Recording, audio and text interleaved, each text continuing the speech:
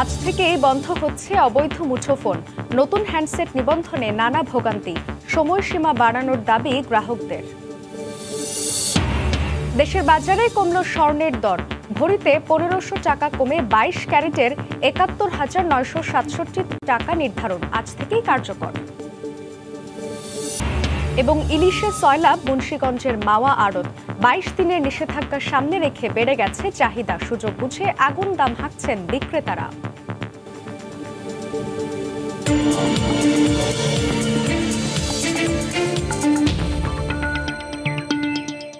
দেখছিলেন শিরোনাম।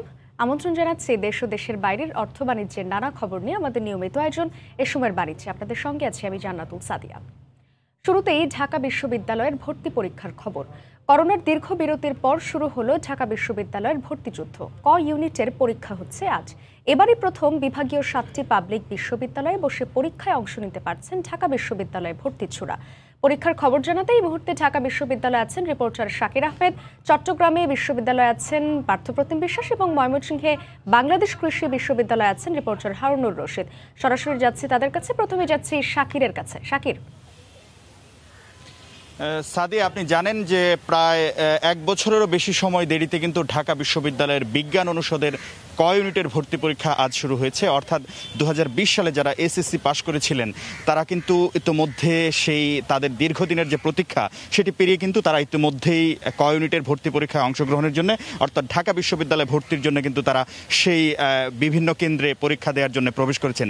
আমরা কথা বলেছি শিক্ষার্থীদের সঙ্গে, তারা বলছেন যে দীর্ঘদিনের অচলায়তন ভেঙে তারা পরীক্ষায় বসতে পারার যে তাদের আনন্দ সেটি তারা প্রকাশ করেছেন। পাশাপাশি তারা বলেছেন যে তাদেরকে আসলে বিশ্ববিদ্যালয়ের পক্ষ থেকে তাদের পরীক্ষা নেওয়া, তারা আসলে তাদের যে দীর্ঘদিনের সংখ্যা সেটি কাটিয়ে উঠতে পেরেছেন। পাশাপাশি দীর্ঘ সময় পাওয়ার কারণে অনেকেই তাদের প্রস্তুতি কিন্তু ভালোভাবে সম্পন্ন করতে পেরেছেন। আবার অনেকেই বলেছেন দীর্ঘ সময় থাকার কারণে তাদের প্রস্তুতিতে কিছুটা ভাটাও পড়েছে। আপনি জানেন যে আজ ঢাকা বিশ্ববিদ্যালয়ের ক ইউনিটের ভর্তি পরীক্ষা অনুষ্ঠিত হচ্ছে। সেই ভর্তি পরীক্ষায় কিন্তু ১,১৭,৯৫৭ জন শিক্ষার্থী অংশগ্রহণ করছেন। এবারই প্রথম ঢাকার বাইরে ৭টি বিভাগীয় শহরে এই ভর্তি পরীক্ষা অনুষ্ঠিত হচ্ছে। আপনি জানেন যে ১,১৭,৯৫৭ জন পরীক্ষার্থীর বিপরীতে ঢাকা বিশ্ববিদ্যালয়ে ভর্তি হতে পারবেন মাত্র ১,৮১৫ জন, অর্থাৎ ১,৮১৫ জন শিক্ষার্থী ঢাকা বিশ্ববিদ্যালয়ে ভর্তির সুযোগ পাবেন। সেক্ষেত্রে একটি আসনের জন্য প্রতিদ্বন্দ্বিতা করবেন ৬৪ জনেরও বেশি শিক্ষার্থী। তীব্র প্রতিযোগিতাপূর্ণ এই পরীক্ষার মাধ্যমে ঢাকা বিশ্ববিদ্যালয়ের মতো স্বপ্নের বিদ্যাপীঠে প্রবেশ করবেন শিক্ষার্থীরা। সেটিরই একটি আয়োজন মূলত এই ভর্তি পরীক্ষা। তো ভর্তি পরীক্ষার সঙ্গে সংশ্লিষ্ট যারা আছেন তারা কিন্তু বলছেন যে এই পরীক্ষা যেন নির্বিঘ্নে হতে পারে সেই বিষয়টি তারা লক্ষ্য রাখছেন। পাশাপাশি আইন শৃঙ্খলা বাহিনীর সদস্যদের সমন্বয়ে বিশ্ববিদ্যালয়ের প্রক্টোরিয়াল বডি সহ প্রশ্ন ফাঁস সহ যে কোনো ধরনের ডিজিটাল জালিয়াতি রোধেও কিন্তু কঠোর ব্যবস্থা নিয়েছে ঢাকা বিশ্ববিদ্যালয় কর্তৃপক্ষ। সাদি, আপনি জানেন ঢাকার বাইরেও কিন্তু ঢাকা বিশ্ববিদ্যালয় ক ইউনিটের ভর্তি পরীক্ষা অনুষ্ঠিত হচ্ছে। সে খবর জানতে আমরা চলে যাব চট্টগ্রাম বিশ্ববিদ্যালয়ে। সেখানে আছেন সহকর্মী পার্থপ্রতিম বিশ্বাস। পার্থ, ধন্যবাদ। কিছুক্ষণ আগেই কিন্তু ঠিক ১১টায় এখানে পরীক্ষা শুরু হয়েছে। আজকে ঢাকা বিশ্ববিদ্যালয়ের যে ভর্তি পরীক্ষা, চট্টগ্রাম বিভাগের যারা পরীক্ষার্থীরা রয়েছেন তারা চট্টগ্রাম বিশ্ববিদ্যালয়ে কিন্তু অংশগ্রহণ করছেন এবং সেক্ষেত্রে বলা যায় চট্টগ্রাম বিশ্ববিদ্যালয়ে ১১,২১৭ জন পরীক্ষার্থী আজকের যে পরীক্ষা সেই পরীক্ষায় অংশগ্রহণ করছেন এবং ৫টি ইউনিটের যে পরীক্ষা সেই ৫টি ইউনিটের পরীক্ষায় ২৮,০০০ পরীক্ষার্থী কিন্তু অংশগ্রহণ করবে। সেক্ষেত্রে আজকে প্রথম দিনের যে পরীক্ষা ক ইউনিটের সেই পরীক্ষা অনুষ্ঠিত হচ্ছে। আপনারা দেখতে পাচ্ছেন ঠিক ১১টায় পরীক্ষা শুরু হয়েছে এবং যারা পরীক্ষার্থীরা রয়েছেন তারা দীর্ঘদিন পর পরীক্ষায় অংশগ্রহণ করতে পেরে কিন্তু তারা এখন অনেকটাই খুশি। সেক্ষেত্রে চট্টগ্রাম বিশ্ববিদ্যালয়ের কথা যদি বলি, আজকে চট্টগ্রাম বিশ্ববিদ্যালয়ে প্রায় ১৮ মাস পর আসলে শিক্ষার্থীদের পদচারণায় অনেকটাই মুখরিত হয়ে উঠেছে। সেক্ষেত্রে দীর্ঘদিন করোনা মহামারী শুরু হওয়ার পর শাটল ট্রেন বন্ধ ছিল। আজকে যেহেতু চট্টগ্রাম বিশ্ববিদ্যালয় শহর থেকে ২২ কিলোমিটার দূরে, যে কারণে পরীক্ষার্থীরা কিন্তু শাটল ট্রেনে করেই কিন্তু চট্টগ্রাম বিশ্ববিদ্যালয়ে পরীক্ষা দিতে এসেছেন। বিশেষ করে যারা কক্সবাজার বা দূর দূরান্ত থেকে চট্টগ্রাম বিশ্ববিদ্যালয়ে পরীক্ষা দিতে এসেছেন তারা সবাই শাটল ট্রেন করে এসেছেন এবং অন্যান্য মাধ্যমেও, যেহেতু শহর এলাকা থেকে চট্টগ্রাম বিশ্ববিদ্যালয় ২২ কিলোমিটার দূরে, সেক্ষেত্রে অনেকে সিএনজি, অটোরিকশা কিংবা বাসে করে পরীক্ষায় অংশগ্রহণ করতে এসেছেন। আমরা চট্টগ্রাম বিশ্ববিদ্যালয়ের প্রক্টরের সাথে কথা বলেছিলাম, তিনি আমাদেরকে জানিয়েছেন সকল রকমের স্বাস্থ্যবিধি মেনেই কিন্তু আজকের পরীক্ষা নেওয়া হচ্ছে। যারা মাস্ক পরে আসেননি তাদেরকে বিশ্ববিদ্যালয় কর্তৃপক্ষ কিন্তু মাস্ক প্রদান করছে এবং চট্টগ্রামের আমরা আমরা এখন আছি বিজ্ঞান অনুষদে। সেক্ষেত্রে সামাজিক দূরত্ব বজায় রেখেই কিন্তু যাতে কোনো ধরনের স্বাস্থ্যবিধির ক্ষতি না হয় সেসব দিক বিবেচনা করেই কিন্তু আজকে চট্টগ্রাম বিশ্ববিদ্যালয়ের পরীক্ষার্থীরা পরীক্ষায় অংশগ্রহণ করছে। সেক্ষেত্রে আমরা দেখছি অনেকটা উৎসবমুখর পরিবেশেই আজকে চট্টগ্রাম বিশ্ববিদ্যালয়ে ঢাকা বিশ্ববিদ্যালয়ের যে পরীক্ষা সেই পরীক্ষা অনুষ্ঠিত হচ্ছে। 11,217 জন পরীক্ষার্থী চট্টগ্রাম বিশ্ববিদ্যালয়ের পরীক্ষায় অংশ নিচ্ছে এবং যে 5টি ইউনিটের যে পরীক্ষা হবে সেক্ষেত্রে 5টি ইউনিটের পরীক্ষায় প্রায় 28,000 পরীক্ষার্থী চট্টগ্রাম বিশ্ববিদ্যালয়ের পরীক্ষায় অংশ নেবে। তো এই ছিল আমার কাছে এখনো পর্যন্ত চট্টগ্রাম বিশ্ববিদ্যালয় থেকে এখানকার সর্বশেষ খবর।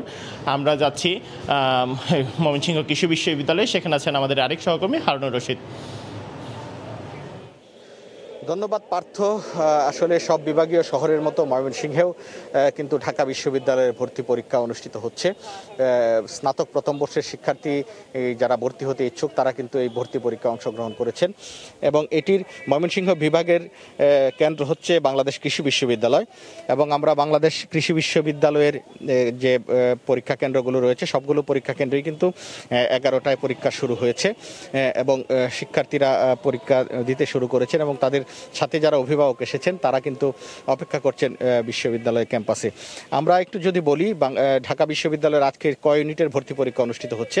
এখানে বাংলাদেশ কৃষি বিশ্ববিদ্যালয়ে 7,812 জন শিক্ষার্থী পরীক্ষায় অংশগ্রহণ করছেন এবং পরীক্ষা সুষ্ঠুভাবে সম্পন্নের জন্য বিশ্ববিদ্যালয় কর্তৃপক্ষ কিন্তু বেশ প্রস্তুতি আগে থেকেই নিয়েছিল এবং তারা পরীক্ষা যেন সুষ্ঠুভাবে সম্পন্ন হয় সেজন্য তারা তৎপর আছে। আমরা দেখেছি যে বিশ্ববিদ্যালয়ের যারা শিক্ষার্থী যারা পরীক্ষায় অংশগ্রহণ করতে এসেছেন তারা যেন ঠিকভাবে তাদের হলটা খুঁজে পায় বা সিট প্ল্যানটা ভালোভাবে বুঝতে পারে। এই জন্য স্বেচ্ছাসেবী বিভিন্ন সংগঠন বিশেষ করে রোভার স্কাউট এবং ক্যাম্পাস ভিত্তিক সংগঠন হাসিমুখ এবং ছাত্রলীগ কৃষি বিশ্ববিদ্যালয় শাখার সদস্যরা কিন্তু এই স্বেচ্ছাসেবী কাজগুলো করে দিচ্ছে, যার কারণে শিক্ষার্থীরা সহজেই তাদের যে হল এবং আসন সেটি তারা খুঁজে পেয়েছেন এবং পরীক্ষা সুষ্ঠুভাবে সম্পন্নের জন্য ক্যাম্পাসে অতিরিক্ত পুলিশ মোতায়েন রয়েছে এবং সবাই আশা করছেন যে সুষ্ঠুভাবেই পরীক্ষা সম্পন্ন হবে।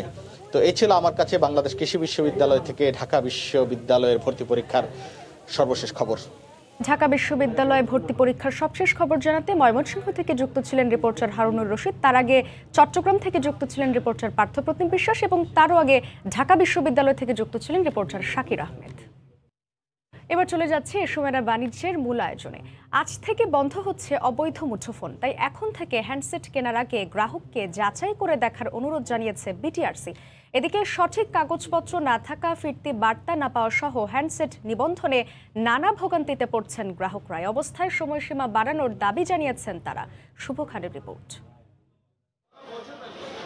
দেশে নকল ও অবৈধ হ্যান্ডসেট আমদানি ঠেকাতে গত 1 July national equipment identity registrar NEIR কার্যক্রম চালু করে বাংলাদেশ টেলিযোগাযোগ নিয়ন্ত্রণ কমিশন বিটিআরসি। এই ব্যবস্থা চালুর দিন থেকে 30 সেপ্টেম্বর পর্যন্ত অর্থাৎ 3 মাসের মধ্যে বিদেশ থেকে আনা স্মার্টফোন কিংবা অবৈধ হ্যান্ডসেট নিবন্ধনের নির্দেশনা দেয় বিটিআরসি। কমিশনের নির্দেশনা অনুযায়ী নিবন্ধনের জন্য বিটিআরসির ওয়েবসাইটে গিয়ে অ্যাকাউন্ট খুলতে হবে গ্রাহকদের। এরপর পাসপোর্ট, ভিসা ও কেনার রসিদ আপলোডের মাধ্যমে করা যাবে নিবন্ধন। NEI এর জন্য মেসেজটা পাঠিয়েছিলাম, তখন আর কোনো ফিরতি SMS আসেনি যে আমারটা রেজিস্টার্ড না আনরেজিস্টার্ড। এখনো জনসচেতনমূলক কোনো প্রচারণা নেই, যার ফলে বিভ্রান্তি রয়ে গেছে। কমিশন জানায় NEIR ব্যবস্থা চালুর পর দেশে প্রতিদিন 1,10,000 নতুন মোবাইল হ্যান্ডসেট নিবন্ধন হয়েছে, যার মধ্যে অবৈধ ও নকল হিসেবে চিহ্নিত হয়েছে প্রায় 10%। 3 মাসের পরীক্ষামূলক সময় শেষে নিয়ন্ত্রক সংস্থা দাবি করছে অপারেটরদের দেয়া 44,53,00,000 IMEI নম্বরকে নিবন্ধন করা হয়েছে। তবে কমিশন বলছে নিবন্ধনের বাইরে এখনো অবৈধ তালিকায় থাকা হ্যান্ডসেট 1 জুলাইয়ের আগে নেটওয়ার্কে সচল থাকলে তা নিবন্ধিত হবে স্বয়ংক্রিয়ভাবে। 1 জুলাই থেকে 30 সেপ্টেম্বর পর্যন্ত নেটওয়ার্কে যুক্ত হওয়া অবৈধ হ্যান্ডসেটগুলো প্রয়োজনীয় তথ্য দিয়ে বৈধ করা যাবে। সেক্ষেত্রে দেওয়া হবে খুবই স্বল্প সময়। তবে 1 অক্টোবর থেকে নেটওয়ার্কে আসা অবৈধ হ্যান্ডসেট নিবন্ধনের গ্রাহক সময় পাবে সর্বোচ্চ 10 দিন। অনলাইনে নিবন্ধন করতে না পারলে গ্রাহক যে অপারেটরের সিম ব্যবহার করছেন সংশ্লিষ্ট মোবাইল অপারেটরের কাস্টমার কেয়ারে গিয়ে নিবন্ধন করতে পারবেন। 1 তারিখের পর থেকে যারা নতুন কিনবে সেগুলো যদি আইএমইআই নাম্বার না থাকে বিচ্ছিন্ন হয়ে যাবে। যদি আপনি বৈধতা যাচাই করতে পারেন তো আবার ওটা রিভাইভ হবে। বিটিআরসি নির্দেশনা অনুযায়ী শুধু অবৈধ হ্যান্ডসেটই নয়, 1 অক্টোবর থেকে নতুন কোনো হ্যান্ডসেট কিনলে তাও নিবন্ধন করে দেওয়ার কথা জানিয়েছে মোবাইল অপারেটররা। কিছু গ্রাহকের সমস্যা হতেই পারে, যদি আমাদের কল সেন্টারে যোগাযোগ করা হয় সেখানে ব্যবস্থা নেওয়ার জন্য সেভাবে নির্দেশনা দেওয়া আছে। এখন থেকে কোনো বিক্রেতা গ্রাহকের কাছে অবৈধ ফোন বিক্রি করলে তাকে শাস্তি দেওয়ার পাশাপাশি হ্যান্ডসেটটি ফেরত নিতে বাধ্য করা হবে বলে জানিয়েছে বিটিআরসি। শুভ খান, সময় সংবাদ, ঢাকা। দেশের বাজারে প্রতি ভরি স্বর্ণের দাম ১,৫১৬ টাকা কমানোর ঘোষণা দিয়েছে বাংলাদেশ জুয়েলার্স সমিতি বাজুস। আজ থেকে নতুন এ দাম কার্যকর হবে। নতুন মূল্যে ২২ ক্যারেটের ১ ভরি স্বর্ণের দাম পড়বে ৭১,৯৬৭ টাকা। করোনাকালীন বিশ্ব অর্থনীতির নানা জটিল সমীকরণের মধ্যেও আন্তর্জাতিক সোনার বাজারে সোনার দাম কিছুটা নিম্নমুখী। তাই দেশের বাজারে সব ধরনের স্বর্ণের দাম ভরিতে কমেছে। শুক্রবার থেকে নতুন দাম কার্যকর হচ্ছে। নতুন দাম অনুযায়ী ভরিতে কমল ১,৫১৬ টাকা। বাজুস নির্ধারিত নতুন মূল্য তালিকায় দেখা যায় ২২ ক্যারেটের ভরি শুক্রবার থেকে বিক্রি হবে ৭১,৯৬৭ টাকায়। বৃহস্পতিবার পর্যন্ত এ মানের স্বর্ণের দাম ছিল ৭৩,৪৮৩ টাকা। ২১ ক্যারেটের প্রতি ভরির দাম ধরা হয়েছে ৬৮,৮১৭ টাকা। বৃহস্পতিবার পর্যন্ত এ মানের স্বর্ণের দাম ছিল ৭০,৩৩৩ টাকা। দাম কমেছে ১,৫১৬ টাকা। একইভাবে ১৮ ক্যারেটের প্রতি ভরির দাম পড়বে ৬০,৭৬৯ টাকা। বর্তমান দাম আছে ৬১,৫৮৫ টাকা। অপরিবর্তিত রয়েছে রূপার দাম। ২২ ক্যারেটের প্রতি ভরি রূপা বিক্রি হচ্ছে ১,৫১৬ টাকায়, ২১ ক্যারেট ১,৪৩৫ টাকায়, ১৮ ক্যারেট ১,২১৫ টাকা আর সনাতন পদ্ধতিতে প্রতি ভরি বিক্রি হচ্ছে ৯৩৩ টাকায়। বাংলাদেশ জুয়েলার্স সমিতি জানায়, আন্তর্জাতিক বাজারের সঙ্গে সঙ্গতি রেখে স্বর্ণের দাম কমানো হয়েছে। পরবর্তী নির্দেশনা না দেওয়া পর্যন্ত সব জুয়েলারি ব্যবসায়ীকে বাজুস নির্ধারিত মূল্য তালিকায় বিক্রির অনুরোধ করা হয়েছে। ঈশিতা ব্রহ্ম, সময় সংবাদ, ঢাকা। সাপ্তাহিক ছুটির দিনে সৈকতে বেড়েছে পর্যটক সমাগম। ভ্রমণ পিপাসুরা মেতেছে সাগরের ঢেউয়ে। এই মুহূর্তে সেই খবর জানাতে সৈকতের সুগন্ধা পয়েন্টে আছেন রিপোর্টার সুজাউদ্দিন রুবেল। যাচ্ছি তার কাছে। রুবেল, কক্সবাজার সমুদ্র সৈকতের প্রতিটি পয়েন্টে পর্যটকের উচ্চ করাবি। প্রতিদিনে হাজার হাজার পর্যটক আগমন করলেও সাপ্তাহিক ছুটির দিন শুক্রবারে কিন্তু পর্যটকের আগমন কয়েক গুণ বেড়ে যায়। তারই কয়েক গুণ বেড়ে যাওয়ার দৃশ্য এখন আপনারা দেখতে পাচ্ছেন। এখানে হাজার হাজার মানুষ এখন সমুদ্রের পানিতে মেতে আছেন। তারা সকাল থেকে আমরা দেখতে পাচ্ছি এখানে আনন্দ আর হৈ হুল্লোড় করছে এবং তারা সমুদ্রের ঢেউ তারা আনন্দ মেতে আছেন। শুধু যতই বেলা বাড়ছে ততই পর্যটকের আগমন বাড়ছে এবং সমুদ্র সৈকতে আনন্দের মাত্রাও বৃদ্ধি পাচ্ছে। তবে আমরা বেশ কিছু ঘটনা দেখতে পাচ্ছি। এখানে যারা টিউব রয়েছে, যে টিউবে গা ভাসিয়ে অনেক দূর চলে যাচ্ছে। ইতিমধ্যে ৫ জনকে উদ্ধার করেছে লাইফগার্ড কর্মীরা। তারা দ্রুত যদি উদ্ধার না করতো তাহলে যে কোনো সময় একটি বড় ধরনের ঘটনা ঘটতে পারতো বলে আমাদেরকে লাইফগার্ড কর্মীরা জানিয়েছেন। আমি লাইফগার্ড কর্মীদের সাথে কথা বলেছি, তারা বলছে এখন সাগর উত্তাল আছে এবং ভাটার টানও আছে, সেহেতু অনেকে টিউবে গা ভাসিয়ে সমুদ্রে আনন্দ করতে গিয়ে অনেক দূরে চলে যাচ্ছেন। যেখানে লাল ফ্ল্যাগ টাঙানো আছে সেই জায়গায় তারা গোসল করছেন এবং তারা সমুদ্রে এক পর্যায়ে গভীরে চলে যাচ্ছে। সেক্ষেত্রে তারা দ্রুত গিয়ে তারা উদ্ধার করছেন এবং তারা চেষ্টা করছেন সার্বক্ষণিক যে উদ্ধার কার্যক্রম সেটি চালাতে এবং যাতে দুর্ঘটনার শিকার হতে না হয়।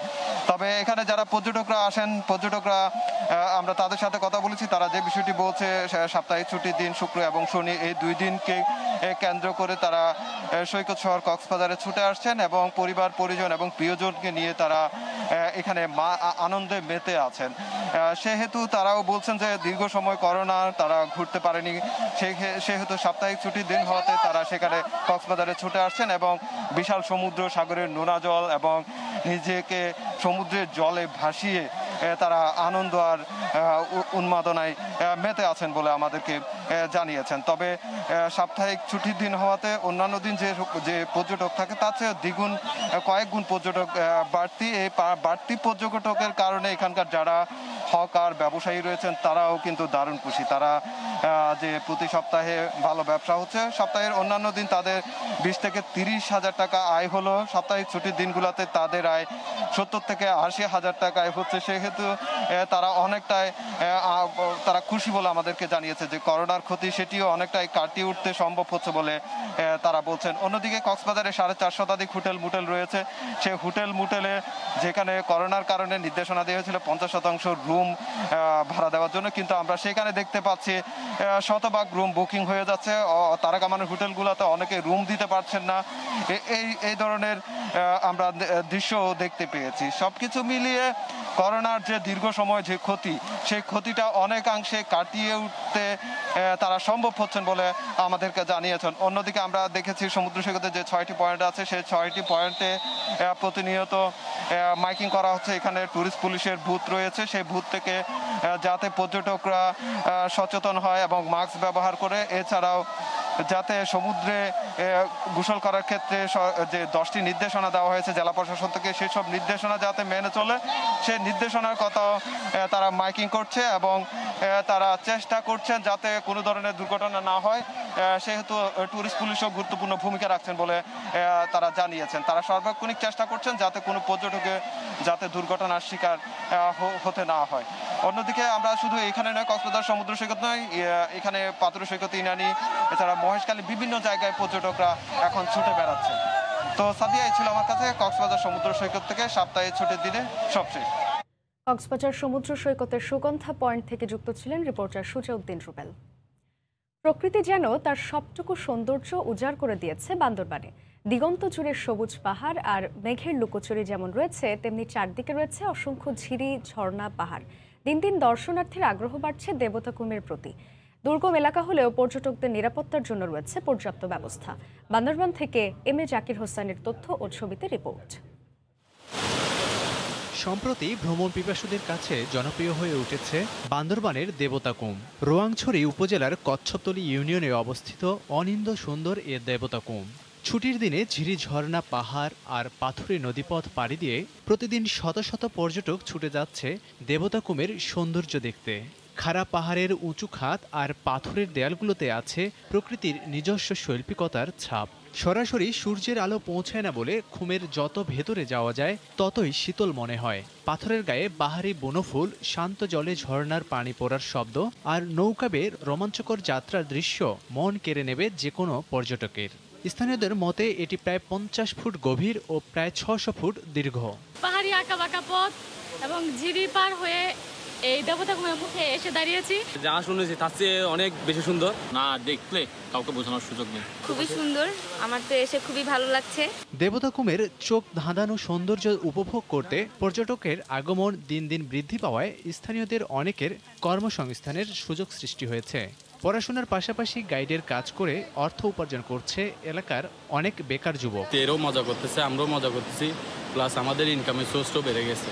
দুর্গম এলাকা হলেও পর্যটকদের নিরাপত্তার জন্য রয়েছে কমিউনিটি পুলিশের সদস্যরা। দর্শনার্থীরা যাতে নিরাপদে ভ্রমণ করতে পারে সেজন্য রয়েছে স্থানীয় গাইডের ব্যবস্থা।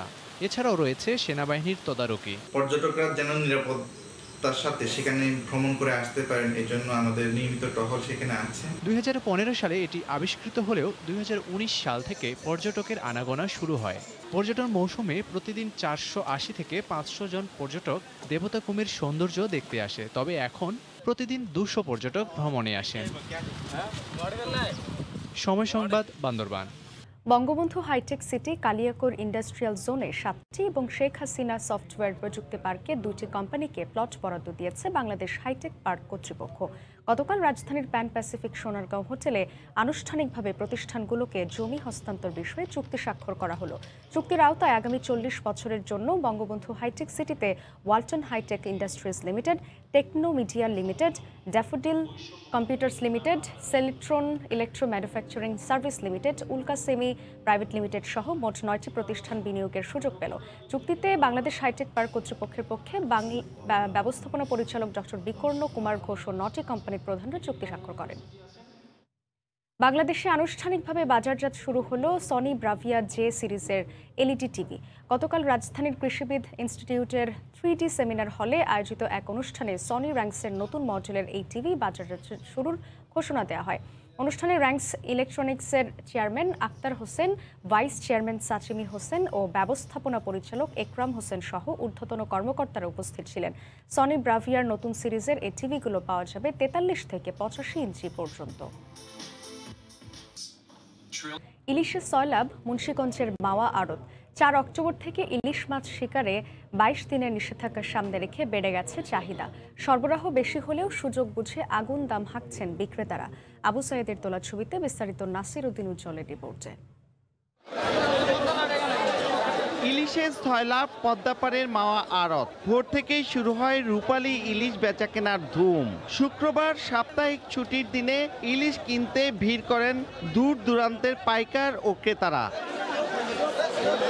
তবে ইলিশের দাম বেশ চড়া। প্রকারভেদে কেজি প্রতি ইলিশ বিক্রি হচ্ছে 600 থেকে 1500 টাকা পর্যন্ত। এর কারণ হিসেবে আগামী 4 অক্টোবর থেকে 22 দিনের জন্য সরকারের দেয়া নিষেধাজ্ঞাকে দুষলেন ক্রেতারা। এসে দেখলাম যেটা ঢাকার থেকে এখানে অনেক বেশি দাম।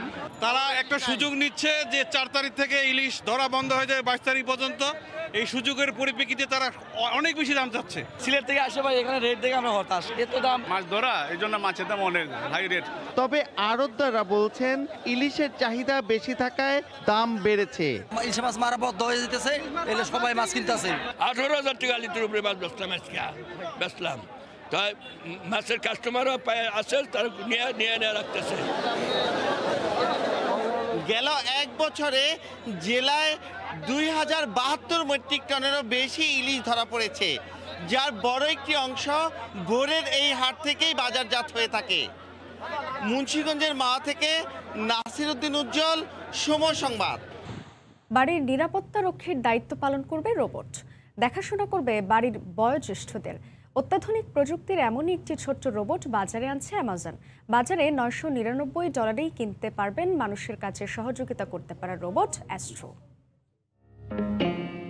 আপনি বাড়িতে না থাকলেও নিয়ন্ত্রণ করতে পারবেন এই রোবট। রোবটটি দেখাশোনা করবে বাড়ির মানুষের নিরাপত্তা ব্যবস্থার, এমনকি প্রিয় পোষা প্রাণীরও। ব্যতিক্রম বা ঝুঁকিপূর্ণ কিছু দেখলে এই রোবটই আপনাকে খবর পৌঁছে নেবে জরুরি ব্যবস্থা। বলছি বৃহত্তম খুচরা বিক্রেতা প্রতিষ্ঠান অ্যামাজনের রোবট অ্যাস্ট্রোর কথা। অ্যালেক্সা স্মার্ট হোম টেকনোলজি এই রোবট তৈরি করেছে এমনভাবে যেন এটি বাসার বয়স্ক মানুষ থাকলে তাদের দেখাশোনা করতে পারে, কেউ না থাকলেও যেন বাড়ি পাহারা দিয়ে রাখতে পারে। নতুন এই রোবটের মালিককে নিজের বাসা সম্পর্কে সব তথ্য দেবে।